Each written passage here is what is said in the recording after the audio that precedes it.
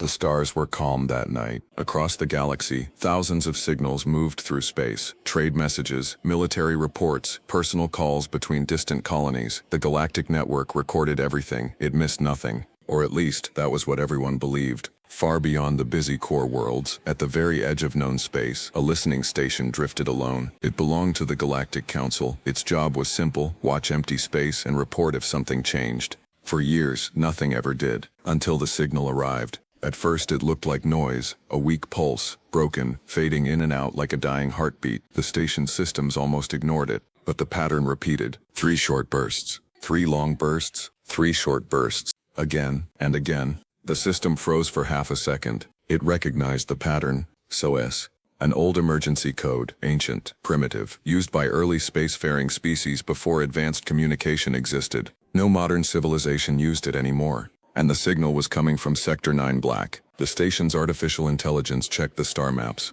Sector 9 Black had only one known inhabited world, Varelian Prime, a peaceful species, advanced technology, neutral in all wars. They had strong planetary shields and powerful defense platforms. They did not send primitive distress signals.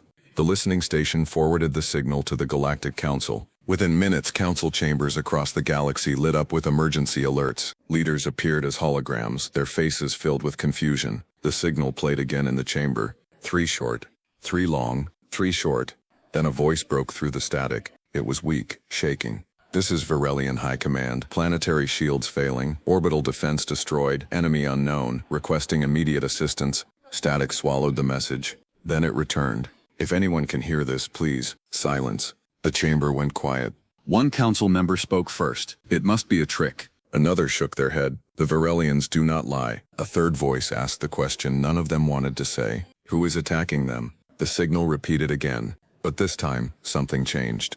The direction shifted. It was no longer broadcasting to the entire galaxy. It was narrowing. Targeting. The council technicians quickly traced it. The new direction locked onto one system. Sol, Earth. The room became colder. Humans. The newest major power in the galaxy. Fast learners, fast builders, fast fighters. Some council members still did not trust them. Humans were unpredictable, emotional, protective, dangerous when angry. "Why Earth?" someone whispered. No one had an answer. Deep beneath the Pacific Ocean, inside a hidden human monitoring facility, alarms began to ring. Commander Elias Hayes stood still as holographic screens lit up around him. The signal replayed in the room. 3 short, 3 long, 3 short. His communications officer looked pale. "Sir, it's real." Hayes nodded slowly. "Patch it through." The Varelian message filled the room. "Enemy fleet size unknown. They appeared without warning. They do not respond to communication. Cities under bombardment." The message cut. A younger officer spoke carefully. "Sir, the council has not issued any fleet orders." Hayes did not answer immediately. Instead, he looked at the last part of the signal. The coordinates. He recognized them. Varelian Prime was close to human trade routes. They had signed cooperation treaties 5 years ago. Cultural exchange programs had started last year. Human children and Varelian students had shared classrooms. Hayes remembered visiting their world. Silver towers under blue skies. Peaceful people, now burning. "Do we know who the attackers are?" another officer asked. "Negative," replied the intelligence chief. "Ships do not match any known design. No transponder signals, no communication. Unknown enemy. Unknown numbers, unknown strength." Hayes closed his eyes for 1 second. When he opened them, his voice was calm. "Wake the fleet." The room froze. "Sir?" the communications officer asked. "You heard me," Hayes said quietly. "Activate 1st Expeditionary Fleet, full combat readiness." Across Earth's orbit, massive structures began to move. Shipyard gates opened. Docked warships powered on one by one. Engines that had not burned in years started to glow. On the moon, hidden defense platforms shifted their aim toward deep space. Mars shipyards released newly completed destroyers ahead of schedule. Human engines were igniting. Back in the Galactic Council chamber, panic began to spread. "We cannot rush into unknown war," one member argued. "We must investigate first," said another. Then a technician interrupted. Human fleet movement detected. The holographic display changed. Dozens of human warships were leaving Earth orbit. Not scouts, not diplomats. Warships, heavy cruisers, carriers, destroyers. A full battle fleet.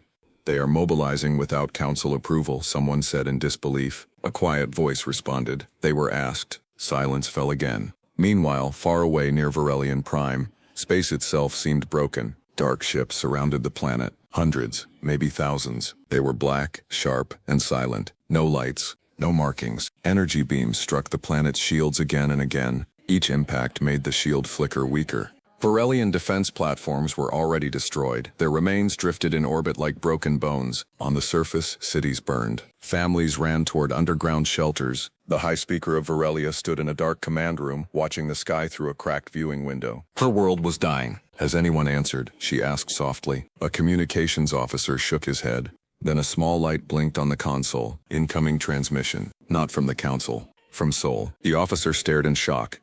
High Speaker, Earth is responding. Before she could reply, long-range sensors detected something else. Multiple faster-than-light signatures. Dozens. No. Hundreds. Human ships exiting warp. Between the dark enemy fleet and the burning planet.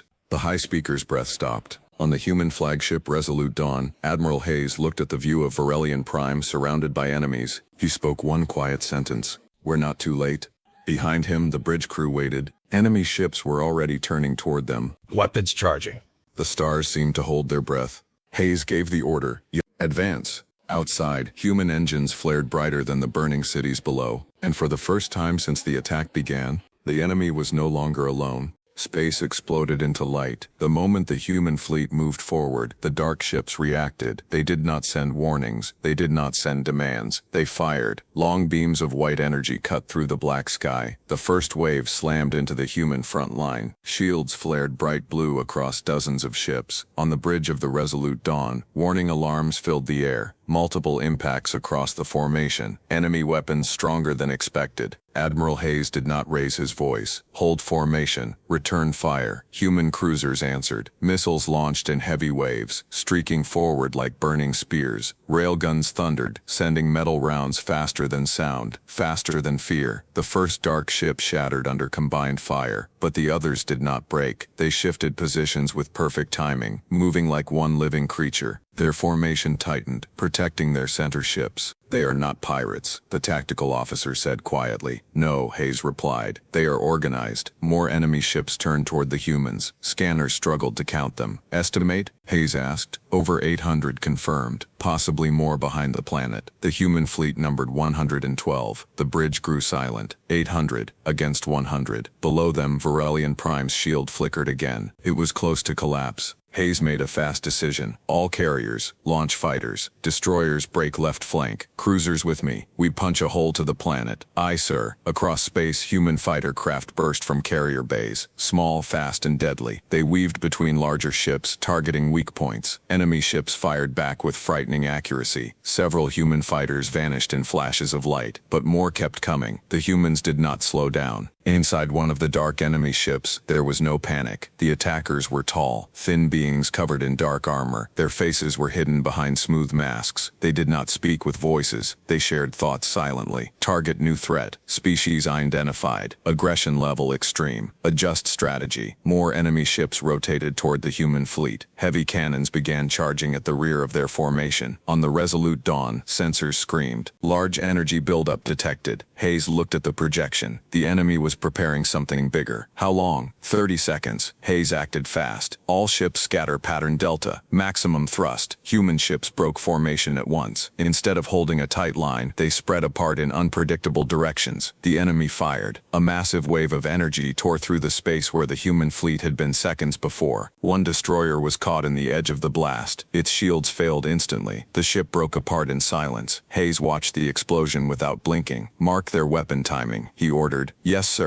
Human ships regrouped quickly. They did not return to their old formation. Instead, they moved in smaller clusters, attacking from multiple angles. They adapt fast, the tactical officer said. We adapt faster, Hayes replied. Missile strikes began targeting the enemy's outer ring. Several dark ships exploded one after another. For the first time, the blockade weakened. A narrow path opened toward the planet. Opening detected, someone shouted. Hayes did not hesitate. All forward ships with me. We protect that shield. The cruisers surged ahead, engines glowing bright orange. Destroyers followed, laying down covering fire. Enemy ships rushed to close the gap, but the humans were already inside. As the human fleet pushed closer to Varelian Prime, they saw the damage clearly. Orbital defense stations floated in ruins. Fragments of cities burned on the surface. Emergency signals blinked across continents. Planetary shield at 15%, the operations officer reported. Can we reinforce it? Hayes asked. Negative, but we can intercept incoming fire. That was enough. Human ships repositioned themselves between the planet and the enemy fleet. They became the shield. Energy beams struck human vessels instead of the planet. Shields flared violently, shield strength dropping across multiple ships. Hold, Hayes commanded. Fighter squadrons dived directly into the enemy formation. At close range, they targeted weapon cores. Several enemy ships went dark. Others exploded. For the first time, the attackers slowed. On the surface of Varelian Prime, underground shelters trembled as explosions echoed in the sky. The high speaker stood beside a damaged communication console. Report, she demanded. A young Varelian officer looked up, eyes glowing faintly. The humans, they are positioning themselves above us. The high speaker stepped toward the cracked window again. Through the smoke-filled sky, bright streaks of light crossed overhead. Human ships, fighting. For them, her voice was soft. They came. Arvan Cleo, back in space, the battle grew more violent. Enemy reinforcements emerged from behind the planet's dark side. Additional warp signatures, the sensor officer warned. How many? Hayes asked. 200 more. The bridge fell silent again. The humans were now heavily outnumbered. A younger officer spoke carefully. Sir, if we retreat now, we can regroup with the Council fleets. Hayes stared at the burning planet below. If we retreat, he said slowly, there will be nothing left to regroup for. No one argued after that. Signal all ships. Hayes continued. No retreat. We hold this line. The message spread across the fleet. No retreat. Human ships tightened their defense around the planet. Carriers moved to safer positions while cruisers took the heaviest fire. Enemy ships pressed closer. The distance between fleets shrank. Now the battle was close and brutal. Railguns fired at near point-blank range. Missiles exploded between ships. Fragments of metal and fire filled the void. A human frigate rammed directly into an enemy cruiser after losing engines, destroying both. The bridge crew of the Resolute Dawn watched in silence. They fight like they have nothing to lose, the tactical officer whispered. Hayes shook his head slightly. No, he said. They fight like they have something to protect. Suddenly, long-range scanners detected something unexpected. A faint signal coming from the enemy fleet. Encrypted, not a battle command. A transmission. Sir, communications said carefully. The enemy is broadcasting something. It's directed at us. Patch it through. The screen flickered. A tall armored figure appeared, face hidden behind a dark mask. Its voice was cold, calm. You interfere in a cleansing. The bridge went silent. Hayes stepped forward. You are attacking a civilian world. The figure tilted its head slightly. They are a future threat. Hayes' eyes hardened. So are we. The transmission ended instantly. At that same moment, the enemy fleet changed formation. They were no longer just attacking. They were preparing for something bigger, something final. On the bridge, sensors began detecting massive energy spikes from multiple enemy ships at once. Sir, the operations officer said slowly, fear in his voice. They are charging every heavy weapon they have. Hayes looked at the planet below, then at his fleet, then back at the enemy. Brace for impact, he ordered. Outside, hundreds of dark ships glowed with growing light, and the stars trembled.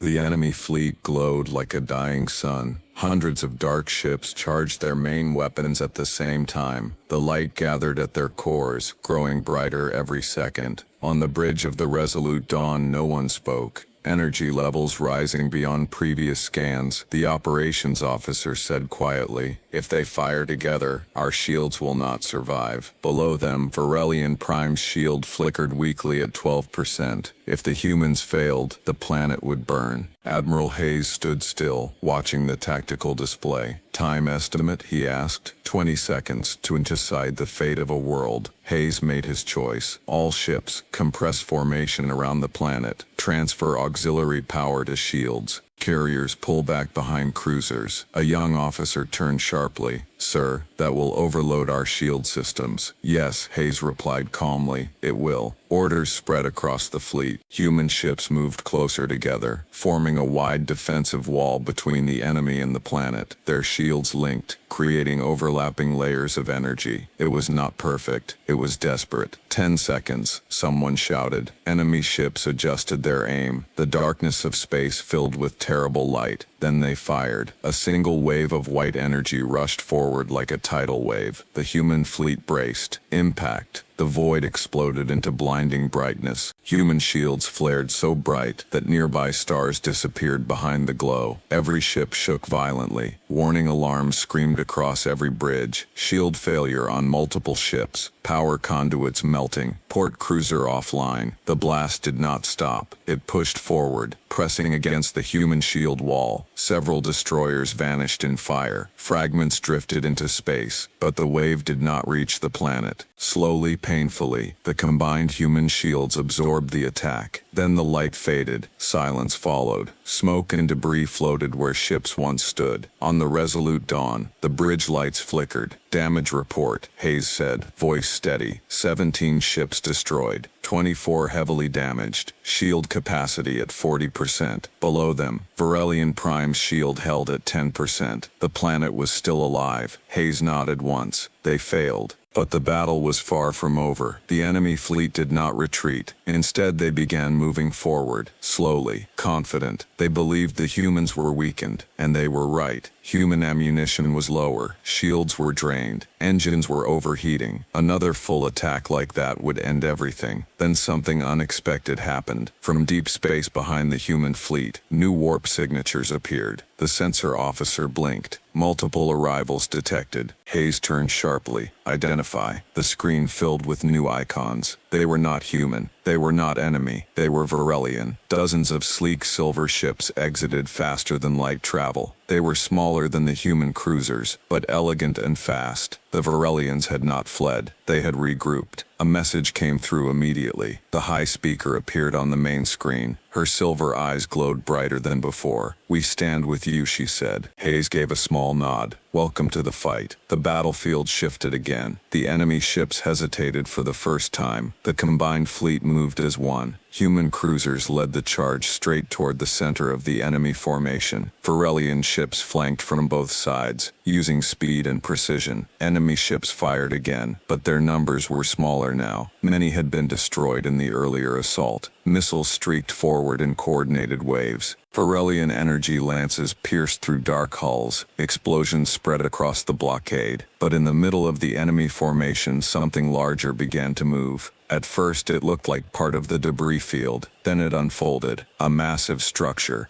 3 times larger than any ship in the battle. Black, angular, covered in weapon arrays. A command vessel, the tactical officer whispered. Energy readings from it were enormous. It had not fired yet. It had been waiting. Suddenly, the structure began to glow from within. New weapon charging, sensors reported. Energy output far beyond previous attack. Hayes stared at the readings. This one is meant to finish it. The command vessel turned slowly, not toward the human fleet, toward the planet. Below, Varelian Prime's shield flickered again. If that weapon fired, nothing would remain. Distance, Hayes asked. Too far for missile lock. Fighters won't reach in time. For a moment, the bridge felt frozen. Then one voice broke the silence. "Sir, the Valiant is within ramming distance." The Valiant was an older human battleship. Its engines were damaged. Its shields were nearly gone. Hayes hesitated. He knew what that suggestion meant. Before he could speak, a transmission came from the Valiant itself. Its captain appeared on screen, blood running down his forehead from a previous impact. "We see the target, Admiral," he said calmly. "Request permission to intercept." Hayes' jaw tightened. "That's a one-way path." The captain gave a faint smile. "Sir, that planet has schools, families. We read their files before launch." Behind him, his crew stood at their stations, silent but ready. Hayes closed his eyes for 1 second. Then he opened them. Permission granted. The Valiant changed course immediately. Its engines flared bright as it accelerated straight toward the massive command vessel. Enemy ships tried to intercept. Human fighters swarmed them, blocking their path. The command vessel continued charging. Seconds left. The Valiant pushed forward, hull burning from incoming fire. On its bridge, the captain gave one final order. Full power to engines. The human battleship struck the enemy command vessel at maximum speed. For a heartbeat, everything stopped. Then space shattered. A massive explosion tore through the center of the enemy fleet. The command vessel broke apart, its charged weapon detonating inside itself. Shock waves rippled outward. Dozens of nearby enemy ships were caught in the blast. When the light faded, the center of the blockade was gone. Silence filled the battlefield. Where the Valiant had been, there was nothing. On the resolute dawn, no one spoke. Hayes stood still. "Mark them," he said quietly. "Yes, sir." But the battle was not fully over. Enemy ships remained, and now they were angry. Instead of retreating, they changed formation again. This time, they began descending toward the planet's surface. "They are deploying ground forces," operations reported. Hundreds of small craft detached from the remaining dark ships. They headed straight toward Varelian cities. Hayes' eyes hardened. "They're changing tactics." He turned to his crew. "Prepare atmospheric drop teams." The space battle had been terrible, but the war was about to move to the ground, and humans fought hardest when their feet touched the soil. Below, fires still burned across Varelian Prime, and soon, humans would land in them. The sky above Varelian Prime burned red. Broken ships fell like falling stars. Smoke covered the capital city. The planetary shield flickered weakly, barely holding together, and through the smoke, dark enemy dropships began to fall toward the surface, hundreds of them. Inside the resolute dawn, Admiral Hayes watched the descent. "They want the planet from the inside," he said. "Yes, sir," the operations officer replied. "Orbital defense cannot stop all of them." Hayes turned to the Marine commander beside him. "Deploy every drop team. Protect population centers first." Within minutes, human dropships launched from carriers and cruisers. They entered the atmosphere at high speed, their hulls glowing from heat. Inside one of the dropships, Captain Mara Ilian checked her weapon one last time. Across from her sat 6 human soldiers and 3 Varelian officers. The Varelians looked nervous. Their species had not fought a ground war in centuries. Mara noticed. She gave them a short nod. "We move together. Stay close. We protect your people." One Varelian officer swallowed but nodded back. The dropship shook violently as explosions filled the sky outside. 30 seconds to landing, the pilot shouted. Through the small window they could see the city below.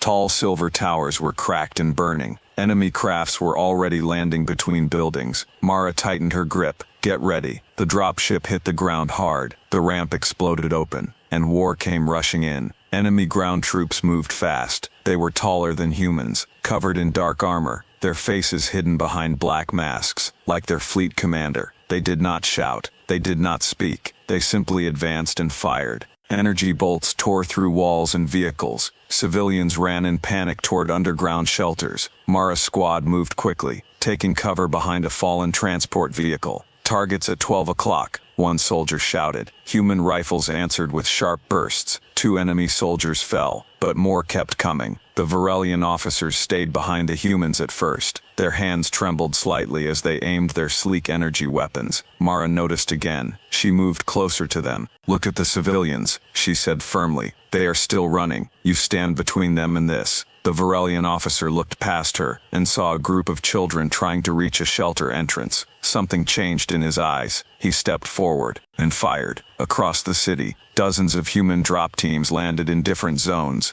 They split into smaller squads. Their orders were clear. Protect civilians, secure key buildings, push back enemy forces. The fighting was close and brutal. In narrow streets, there was no room for large weapons. It was soldier against soldier. Human squads used smoke grenades to block enemy vision. Varelian units used their knowledge of city layout to guide them through safe paths. Slowly, teamwork formed. Trust formed. In one district, an enemy heavy unit broke through a defense line. It was larger than the others, carrying a massive energy cannon. It fired once. An entire building collapsed. Mara's squad received the distress call. She looked at her team. "We take it down." They moved fast through side streets, climbing debris and broken stairs. From a rooftop they finally saw it. The heavy unit was preparing another shot. Mara opened her channel. Coordinated fire. Aim for the joints. Human rifles and Varelian energy lances fired together. The heavy unit staggered. It turned its cannon upward. Too late. A final missile from a human launcher struck its core. The explosion shook the entire block. The civilians below cheered weakly as soldiers helped them evacuate. But there was no time to celebrate. Above the city, the space battle still raged. Human and Varelian ships fought to stop more enemy reinforcements. Admiral Hayes received a new report. Multiple enemy transports have landed outside the capital. They are moving toward the planetary shield generator. Hayes' eyes narrowed. They want to shut it down from the ground.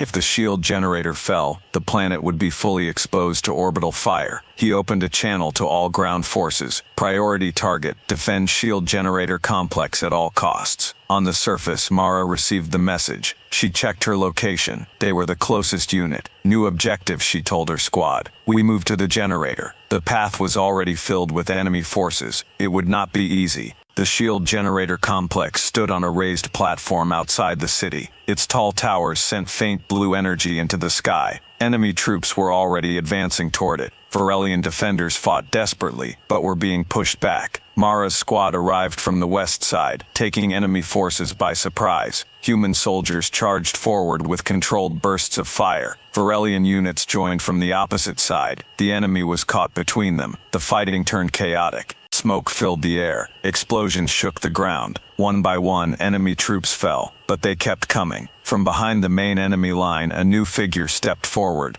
taller than the others, armor heavier, cape-like plating flowing behind him. He did not carry a rifle. He carried a long energy blade. Enemy soldiers moved aside for him. Mara felt it immediately. This was their ground commander. He walked forward calmly, blocking shots with his blade. A Varelian soldier rushed him. The blade moved once. The Varelian fell. Mara stepped forward. Focus fire. Multiple shots hit the commander's armor. He did not fall. Instead, he leaped forward with unnatural speed. Mara barely rolled aside as the blade struck the ground where she had stood. The fight turned personal. Human and Varelian soldiers surrounded the commander, firing again and again. His armor cracked slightly, but he kept moving. Above them, the shield flickered again. If they failed here, everything failed. Mara stood up, ignoring the pain in her arm. She locked eyes with the Varelian officer she had encouraged earlier. He nodded. Without words, they understood. He fired a concentrated energy beam at the commander's back, forcing him to turn. In that split second, Mara fired her last missile directly at his chest. The explosion threw everyone backward. Smoke covered the battlefield. When it cleared, the commander lay motionless. The remaining enemy troops hesitated. For the first time, they stepped back. Then they retreated. The shield generator remained standing. The blue light above the planet grew stronger again. Across the battlefield, Varelian and human soldiers stood side by side, breathing hard, alive. But the war was not finished. High above the planet, new enemy signals appeared at the edge of the system. Reinforcements, more than before. On the resolute dawn, Admiral Hayes stared at the numbers.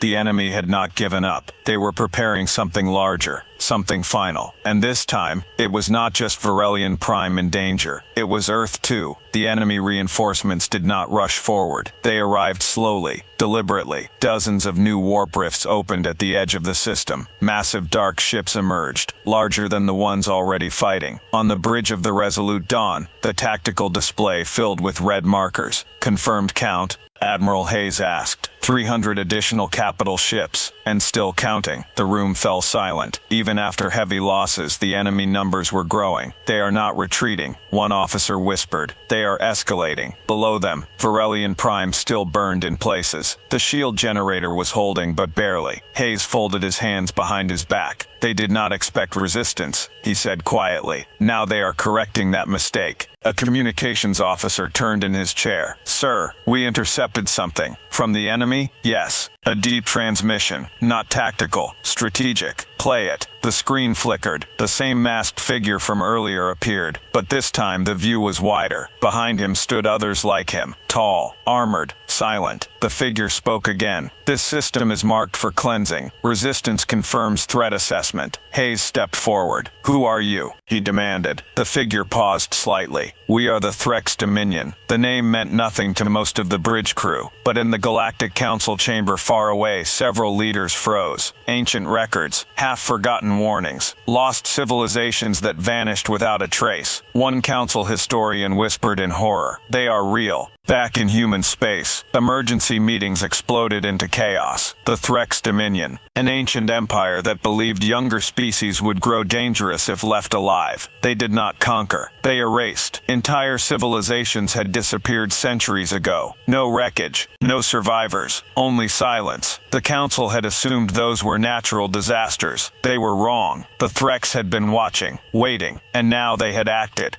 On the resolute dawn, Hayes kept his voice steady. You erase civilizations because you fear them. The Threx leader did not show emotion. Emerging species reach aggression threshold within predictable timelines. Elimination ensures stability. Hayes felt anger rise in his chest. You attacked a peaceful world. Peace is temporary, the Threx replied. Humanity demonstrates accelerated military growth. You confirm our projections. That sentence changed everything. They were not just here for Varelia. They had studied humanity. Earth was next. The transmission ended. The bridge remained quiet for a long moment. They were testing us, someone said softly. Hayes nodded, and now they know. On the surface, Captain Mara received the same intelligence update through her helmet display. She looked around at the wounded civilians being treated by human and Varelian medics. They erase species before they grow strong. The Varelian officer beside her said. Yes, Mara replied. And humans, she gave a short breath. We grow fast. The Varelian understood. If the Threx finished here, Earth would be targeted next. This was not just defense anymore. It was survival.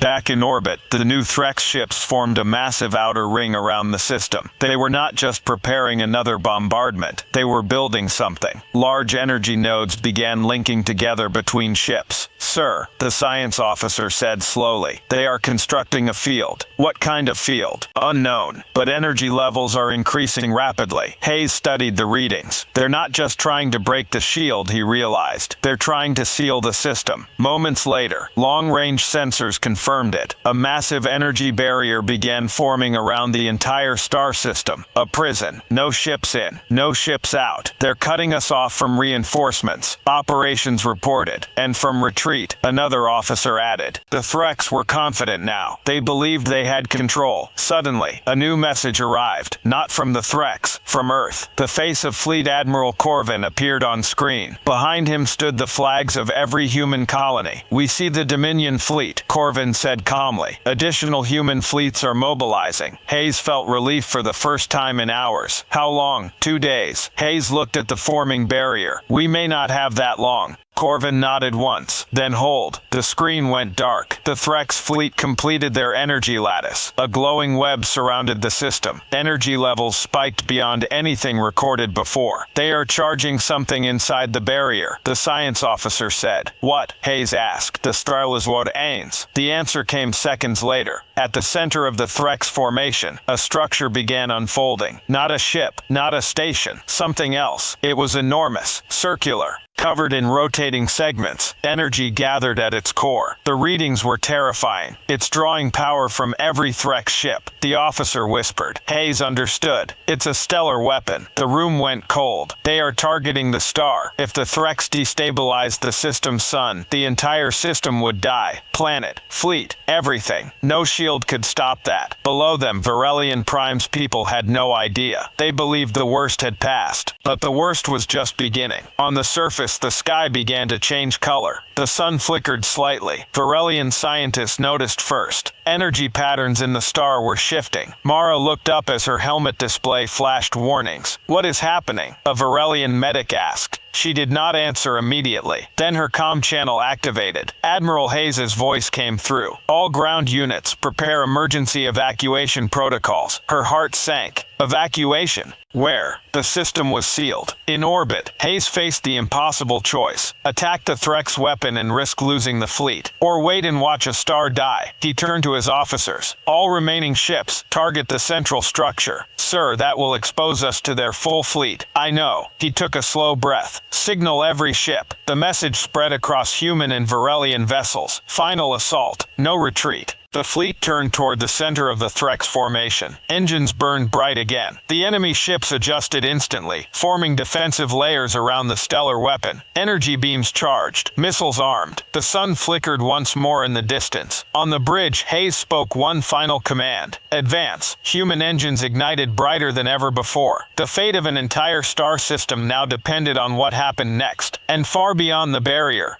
more human fleets were racing toward the prison of light. The star began began to pulse. At first it was small, a faint flicker inside its bright surface. Then it grew stronger. The Threk's stellar weapon pulled energy from every dark ship around it. Lines of red light connected them like veins feeding a heart of destruction. On the bridge of the Resolute Dawn, alarms flashed non-stop, star instability increasing. System collapse possible within 1 hour. Admiral Hayes stood firm. 1 hour is enough, he said quietly. The human and Varelian fleet pushed forward together. Missiles filled the space between them and the Threk's barrier. Railguns thundered. Fighters dove through heavy fire. The Threks did not panic. They tightened their defensive ring around the stellar weapon. Energy beams crossed the battlefield like blades. Human ships exploded. Varelian cruisers shattered. But still they advanced. Inside the Threk's command vessel, the masked leader watched calmly. Human resistance exceeds projections, one of his officers transmitted silently. Correction will occur, the leader replied. He shifted his gaze toward the star. Completion in 48 minutes. On Varelian Prime, the sky had changed. The sun now glowed with a deep red pulse. People stood outside shelters, staring upward in fear. Captain Mara stood on a broken balcony overlooking the city. Her helmet display showed the truth. If the stellar weapon finished charging, the star would erupt. Everything would end. Her comm channel opened. Admiral Hayes' voice came through. All ground units, prepare for emergency lift. We are attempting a final strike. Attempting, not promising. Mara looked around at the Varelian civilians she had helped protect. She made a decision. She turned to the Varelian officer beside her. Your people must reach the underground deep vaults, the oldest shelters. They may survive a solar flare. The Varelian hesitated. And you, she looked back at the sky. We're not done yet.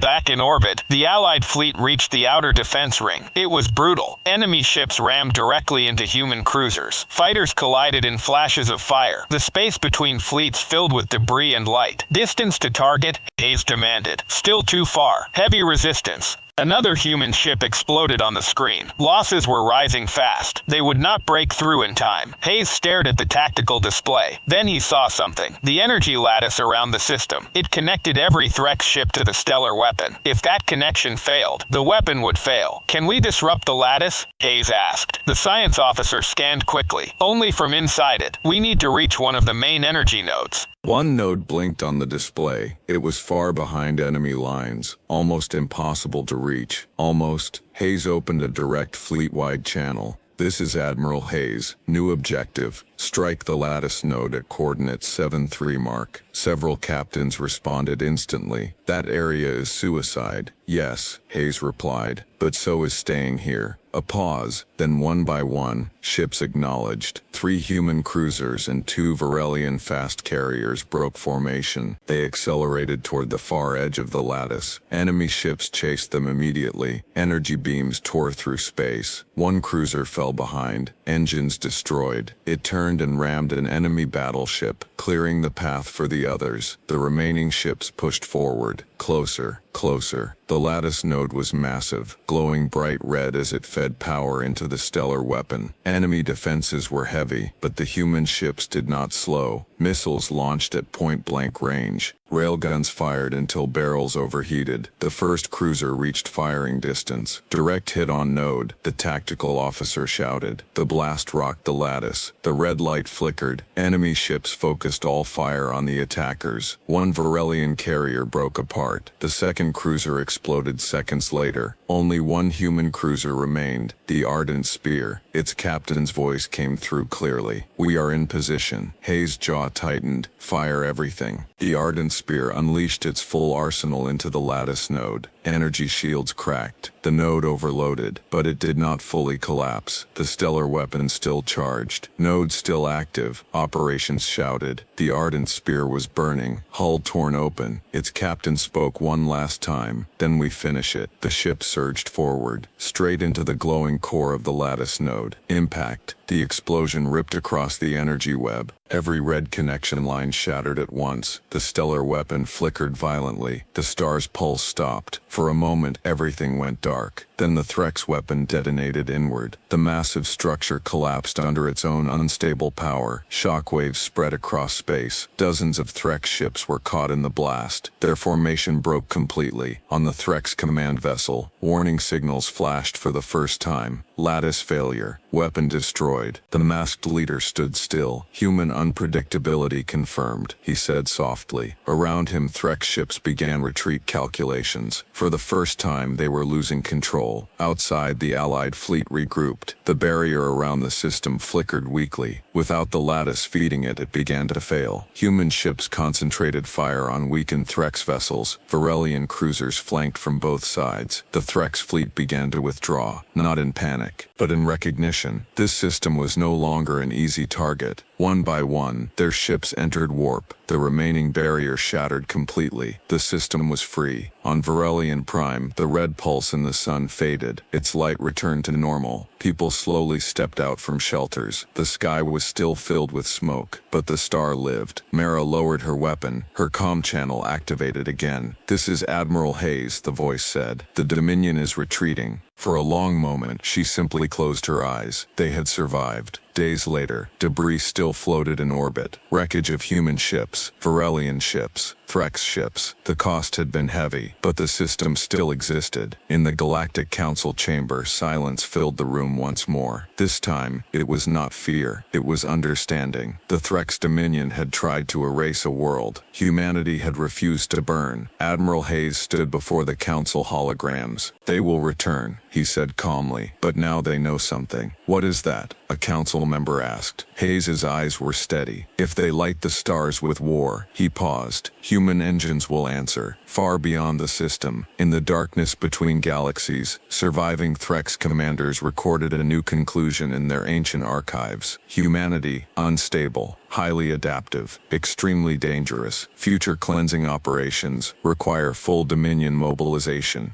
The war was not over, it had only begun, and this time, the galaxy would not face it alone.